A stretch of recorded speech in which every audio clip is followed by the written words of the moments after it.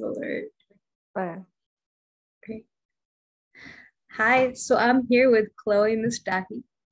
And Chloe, if you want to introduce yourself. Sure. I am the founder and principal of Impactive Consulting. I basically help companies mitigate risk, enhance trust, and also become purpose driven. Great, great. Um, so Chloe is an expert in various realms and a leader in a lot of domains within cybersecurity. So one of the areas in which she's an expert is vulnerability disclosure policies. So what are vulnerability disclosure policies? Yeah, so vulnerability disclosure policies, I might go by VDPs. Basically lets the hackers in the community or your security researchers in the public basically report a vulnerability that they find. So if they find a bug and they want to report it, who do they contact? What does that process look like? What is in scope? What's out of scope when I'm trying to find out what's appropriate or not to report? And that's really important because what this does is allow us to use all these incredible people that are volunteering their services to basically let you know, hey, we found a vulnerability. We think it's important for you to fix. And also for them to be aware of who to contact. And usually what happens is that we have security researchers all around the world. They go by hackers. And then you have attackers or the malicious actors. And these are the ones that, are basically doing things that they shouldn't be doing. And what is happening is that when they basically find the vulnerability, they're not going to report it. Instead, they use it for their own gain.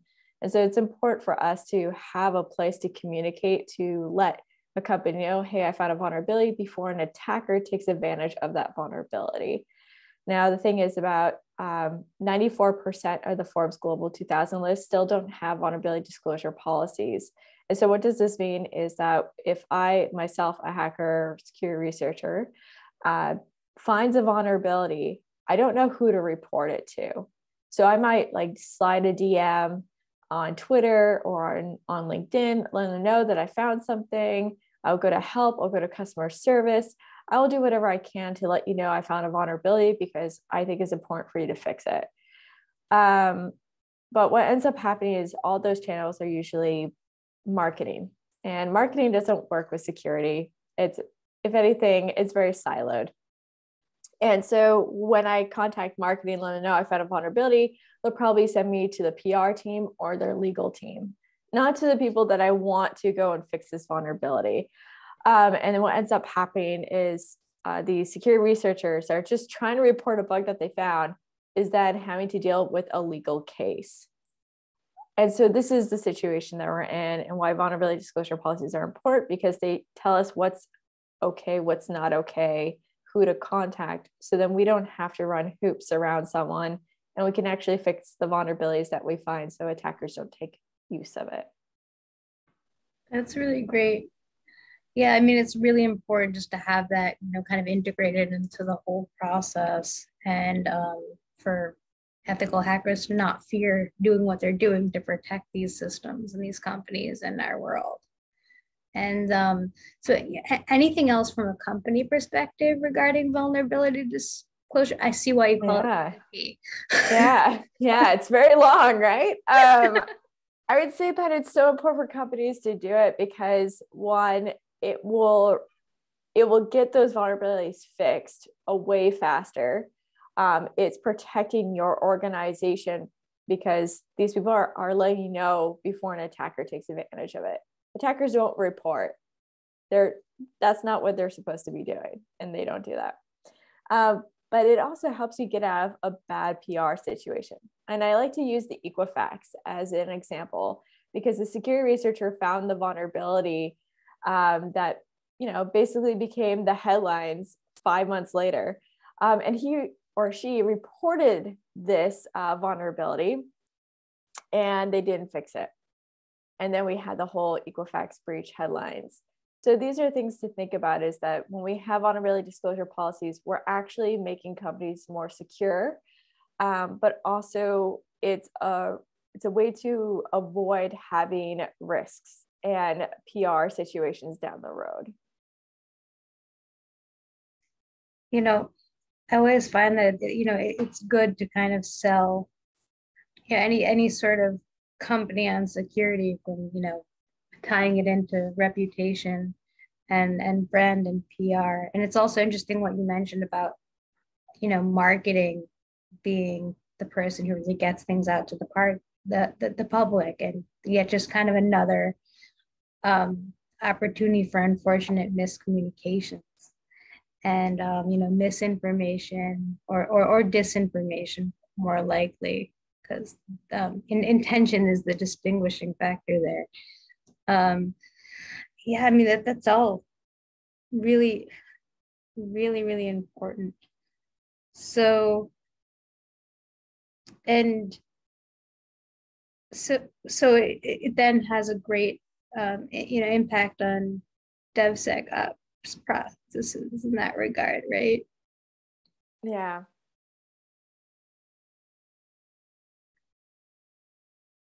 Makes a lot of sense. Yeah. And then the policy behind it is just so important. So I guess that kind of ties into the more micro level, if you will, coming from the policy side more to the individual on the micro level. You also lead the hacking is not a crime initiative. Do you want to speak a little bit about that? Yeah, so Hacking is Not a Crime is an initiative that's more of a grassroots, in a sense that we have all these people in the hacker community that are trying to take a stand to inform the public the difference between a hacker versus an attacker. And what the thing to know about the both parties, use the exact same skill sets, however the intent is different. Hackers, also go by security researchers, are people that are staying within scope. They're not exploiting for their own gain. They're just trying to protect and also alert companies when they find a vulnerability. Attackers, on the other hand, once again, they use the same skills, but the intention is different. For them, it's for their own gain. So that might be information as a power. That could also mean a resource power, but also that means financial as well. And so Hacking is Not a Crime, the initiative was basically born to showcase that there's a difference between these two parties, and they're not the same, because for the longest time, just in general, society has always believed they're the same thing. And because of that, it's very hard to form any new policies that would protect security researchers. And this becomes one of those problems because there's constant fear in our community when we're doing our work that we might get a lawsuit, which is crazy, right? If we are hired to do that work, we can always face a lawsuit. And so this is the thing, is that we have to change where we are today with legislation to protect hackers, so then they're able to report vulnerability safely. And that's why that vulnerability disclosure policies are really important, because it at least provides that bridge until we have legislation change.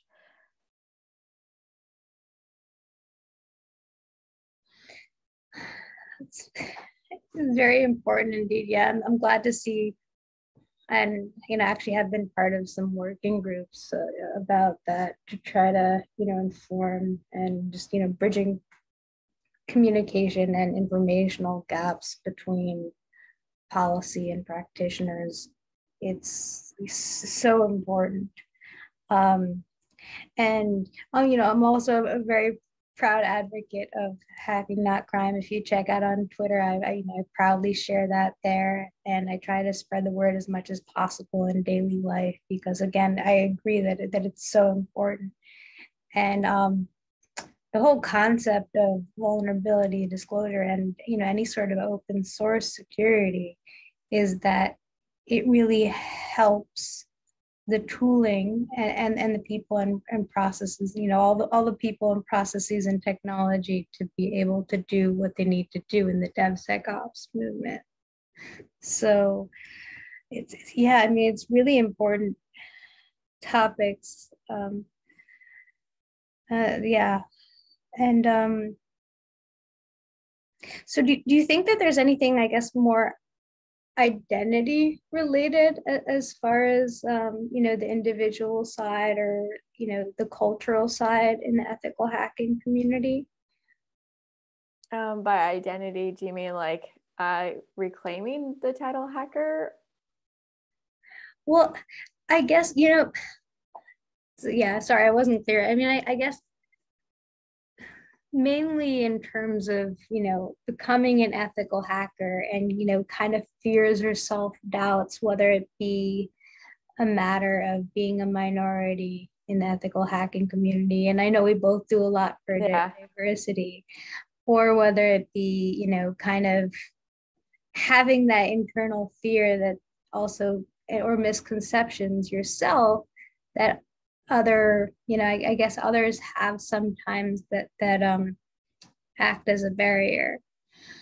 And then so people who could very well easily develop the technical skills based on, you know, other work that they've done, but don't necessarily join the movement because of some sort of, hesitancy. Um, so I guess that could be fear or also culture. Yeah. I mean, so generally hacker community, it seems to be accepting of people's identities. You are who you are, come as you are. I think people value people being transparent versus like faking anything. And that's one thing that is brilliant about the hacker community is that we want you to be yourself. And there's so many different types of people that are in this field. So you do find people that are like-minded like yourself, or share same identities as yourself. And that's the one thing, is finding those little niche groups. That takes a lot of digging, of course. But when you find them, they are a wonderful group to be a part. And that's how it is in like almost every industry, is that you have to find your own people in a sense. So then you feel comfortable in your own space. But it is one of those things that you have to go out of your way to look for it, which is unfortunate because that's where we are today, is that we have to go and take the initiative to find groups that we can connect with. And that's one of the things that I look forward to in the future, where it's not like I have to go out of my way to find groups. Instead, like you feel belonged in, and not just that, but also there are plenty of people that have similar background as you that are also in the space. So it's not much of a search. I think that's one of the things is identities, come as you are, don't fake it. People don't like people that are being fake in the community. Be real and look for groups that support you. I am a co-founder of a group called We Open Tech. And basically it's for all marginalized genders, and even, male cis allies can join as well. And what it is basically changing the talk about, women versus men in a situation. Instead, we're talking about all genders. If we want to talk about equity and equality amongst all genders, that means we need to have all genders in the room. You can't ignore. And that means also having gender representation. Gender is on a spectrum, and we have to come to understand that as a society as a whole. And so We Open Tech, we basically have doors open no matter what your gender is, and you believe in equality and equity, and you believe in wanting to change things, and you want to be around people that are like-minded as this. It's an open community. It's completely free, and it's just us coming together and knowing you have a safe environment. I think that's one of the things that I when I first got into cybersecurity, I just didn't know where are the safe environments or where are the belonging environments. But when I did, it was fine. I didn't want to leave at that point. Right. Yeah. I mean, finding that sweet spot, it just takes time and effort. And I've definitely, so I've been asked questions, what group should I join, this, that, the other. And I always say, like, I can't answer that for you. You have to figure it out yourself, enjoy the process. If one doesn't work, do not worry, because there are so many others, and you will find something. It just might take time. And and depending who you are, that could be at a conference, that could be at I guess on some sort of Slack or Discord channel, depending. Especially when it comes to ongoing initiatives and conversation, and definitely for open source projects, finding continuous discussion or development of a project to be able to continue with that. Yeah, and it takes time. I mean, that's just a great answer. Feeling safe, feeling comfortable, and being yourself is just so true. Nobody wants. I mean, of all the things that we lack time for in terms of trying to secure our world, we don't have time for discrimination or judgment. That's one thing that we can really immediately skip. And so that's on the security researcher, ethical hacking side. So a few questions about the, kind of defensive and DevSecOps movement. What are some ways that we can more effectively educate developers about security? Yeah, that's a great question. I think there's always like this silo between the two parties, like developers and security, and they don't really mingle. I think what we need to do is be more transparent with one another. And what that means is bring in security very early on. So if we're talking about a new innovation, new product, a new service, have security in that room. Usually what ends up happening is the security is not brought into the conversations until after the product roadmap has been developed and that the product is already in the works. So the earlier we could bring security in, the better, because I know it might slow down the process, but it's important that we create secure products. And so that's my number one recommendation, is just create bridges between these two parties, discuss who's responsible for what. And that's really important when it comes to fixing vulnerabilities, because sometimes what will end up happening is the developer creates the code, and then the code has a vulnerability in it. And then next thing you know is that the security folks are trying to send it back for developers to fix it. But if developers already is moved on to a different thing at this point, so it's kind of frustrating to go back into it and try to fix it. Versus security folks, sometimes they're forced to actually fix the vulnerability themselves. And so I think it's really important is to talk within your organization about who has the responsibility and when of anything that's created. And what does that process look like? Having thorough conversations, communications, but it's really important that we bring your developers and bring your security in the room when you start discussing a new product.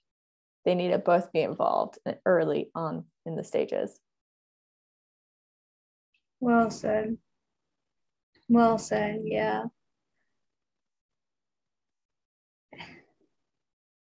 So I guess so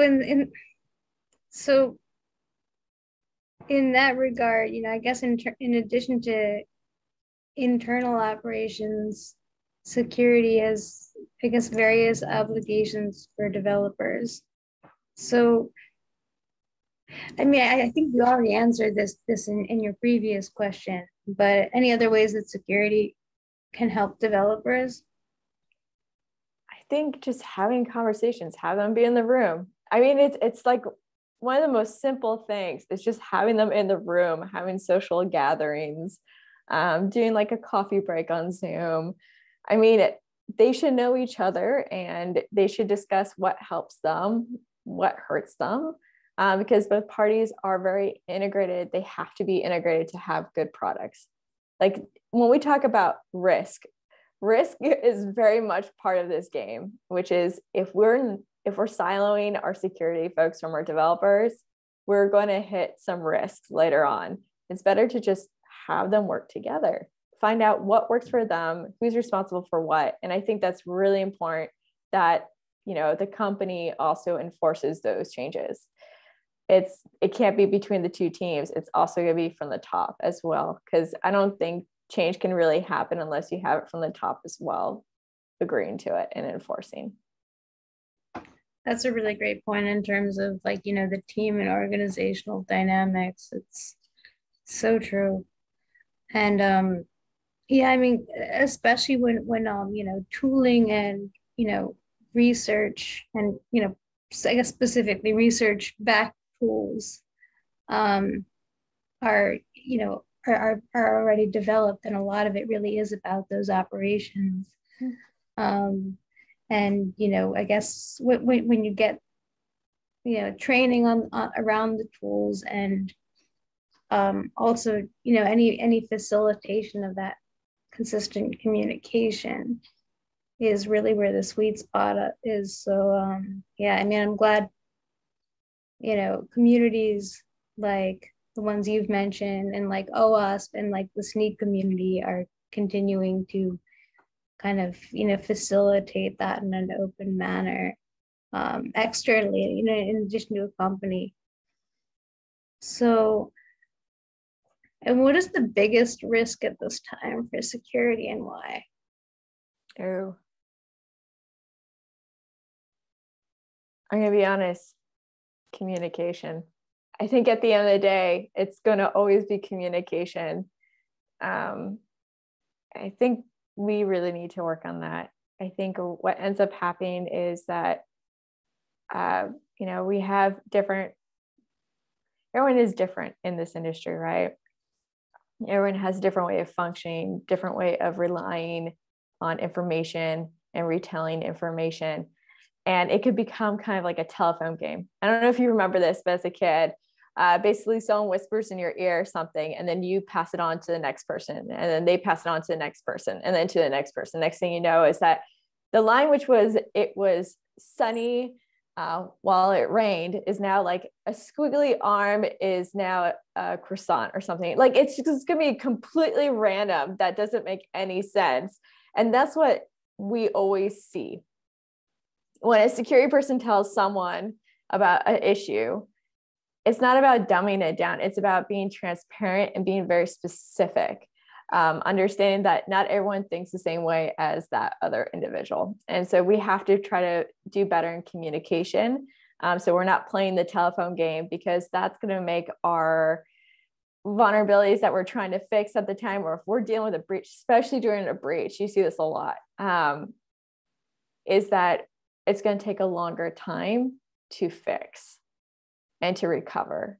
So that's why it's really important that we work on communication styles. We also work on understanding that not everyone is like us and processes information the same way if we're having communication, and to be as calm and resilient and just understand that we all think differently. And so we need to learn how to communicate in a way where other people can understand at the same time. Excellent, excellent. And I know you have a background in neuroscience, so it seems to come into play quite often. If you want to speak more about that, please go ahead. Yeah.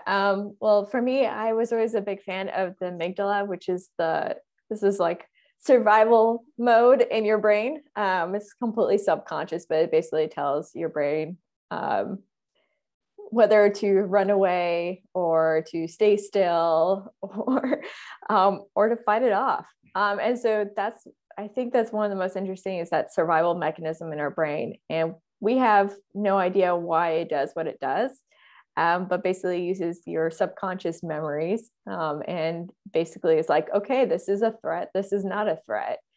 And I just find that really fascinating.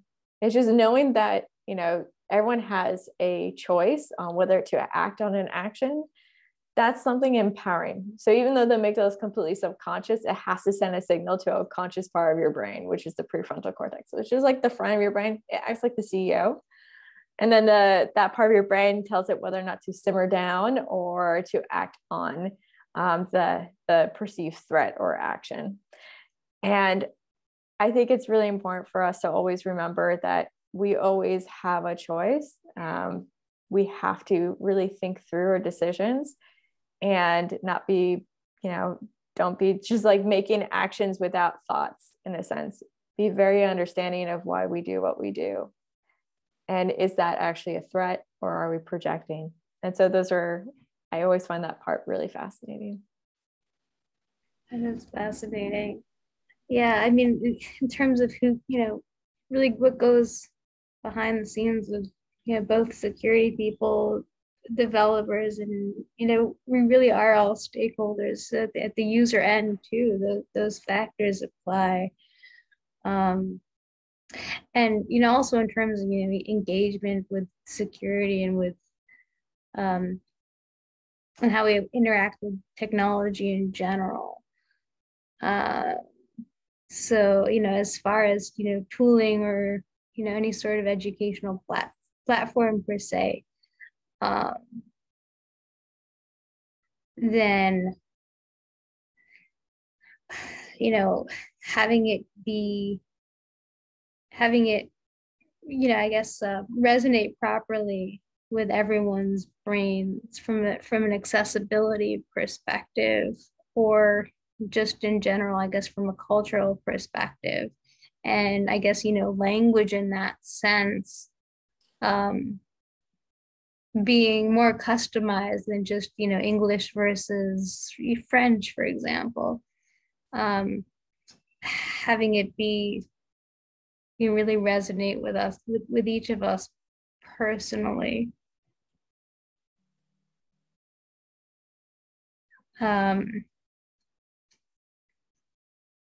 And I guess, that kind of, I guess, those kind of neuroscience concepts, which I think about as, the fight or flight, then that could lead to, either success or burnout, depending on how we handle it.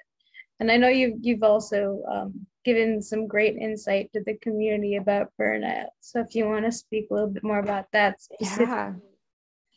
Yeah, I mean, I think a lot of times that we hear executives talking about like, oh, our security team is completely burned out right now.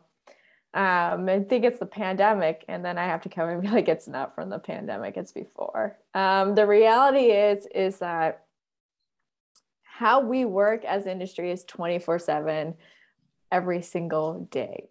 Even when we're off, it's still in the back of our mind.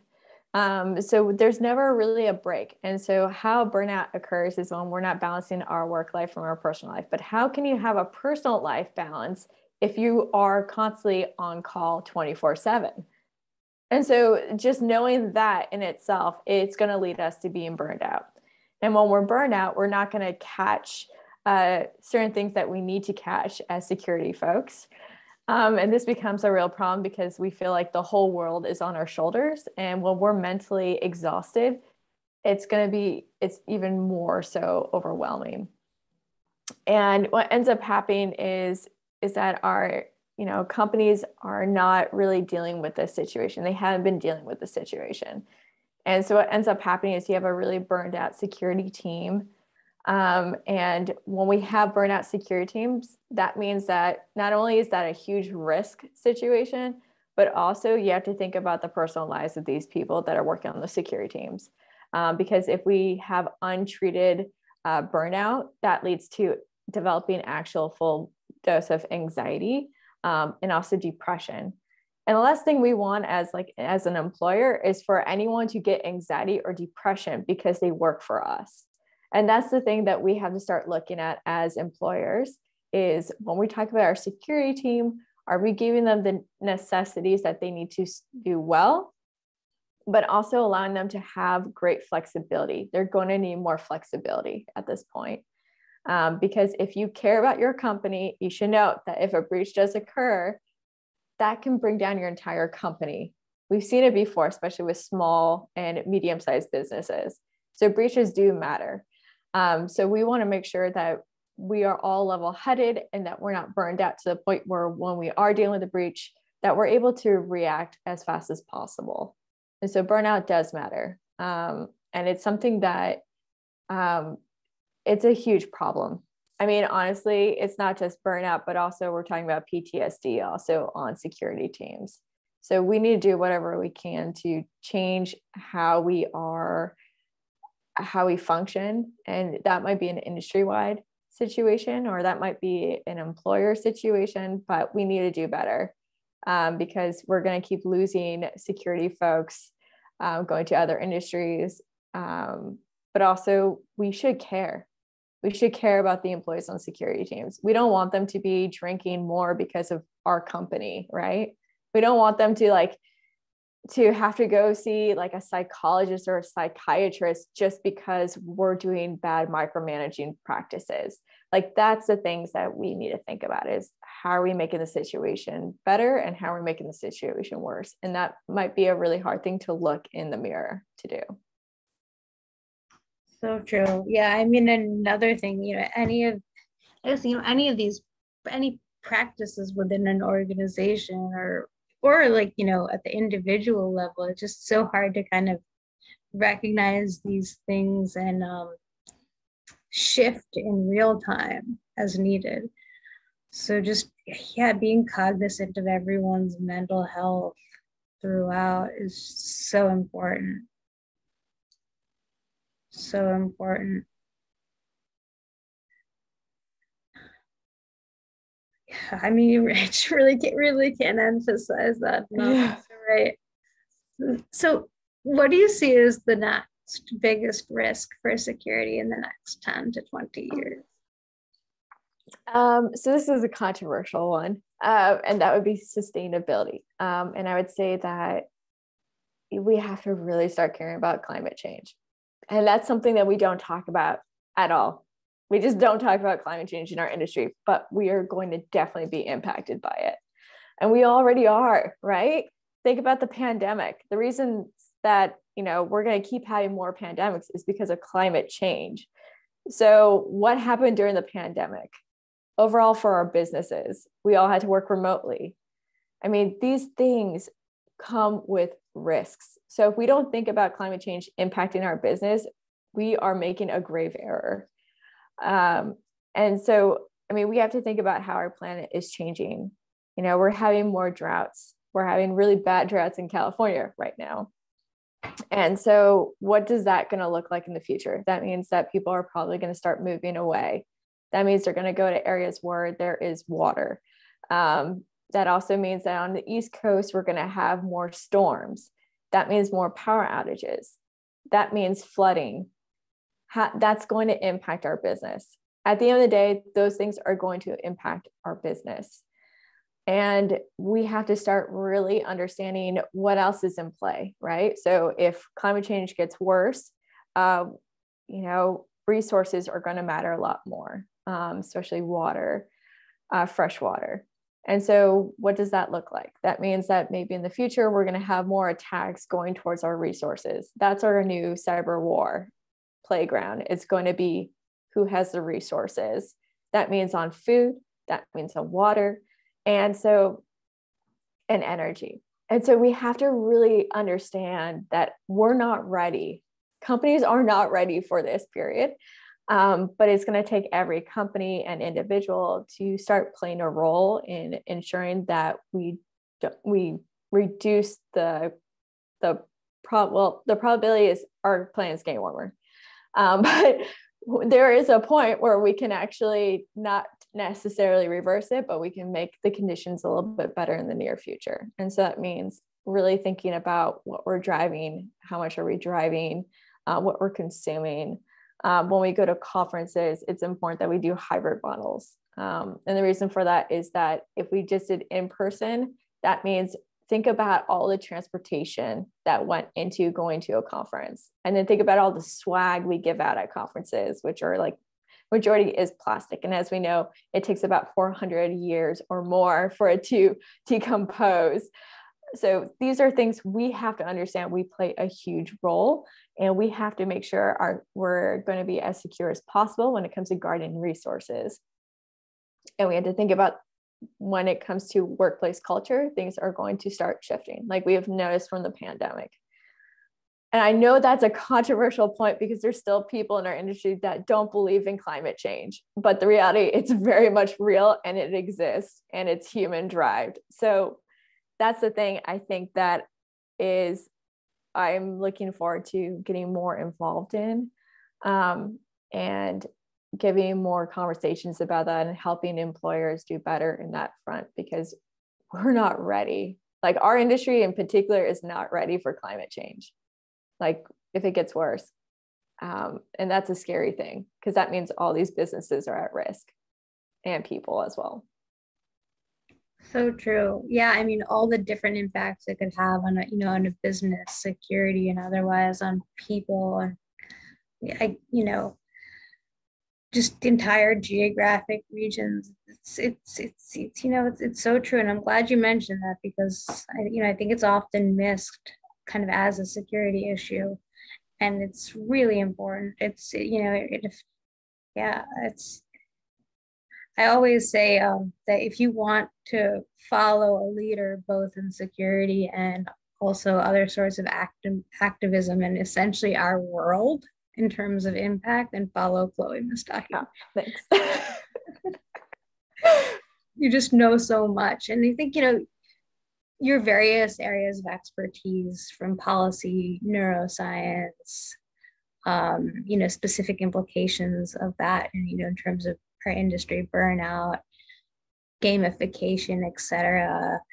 You really are proof that, the more you know, and the different, the more types of perspectives you can speak to, the more successful you are in being a leader within our industry. Yeah. And I admire you so much for that. Oh, well, thank you. I admire that you're always doing work for women in cybersecurity, and giving platforms and putting them in spotlight. It's great. We need more of that, right? But yeah, and I think it's just important for all of us, just in general, is I know we're all burned out and we're tired, but it's really important that we also don't just always focus on security as security folks. That means reading books that have nothing to do with our field or industry, because it gives you a different lens and it allows us to connect things that we didn't think of before. Like all these ideas I've ever had is because I came from a humanitarian perspective, and I read a lot about like social issues, and then I connect those dots. That's how it is. It's just get outside of your bubble, learn about the world, and you'll see where more things need to be focused on. And I think that's what we need. We need to all just ask the question, how can this be better? What can I do to make this better? And just take actions, ask. Those are amazing calls to actions. That's a great ending point, because yeah, and anyone who's viewing this afterward, please ask yourselves those questions and follow Chloe. And also, and hack, and all of her organizations. Thank you again so much. Oh, thank you for having me. This was fun. Awesome.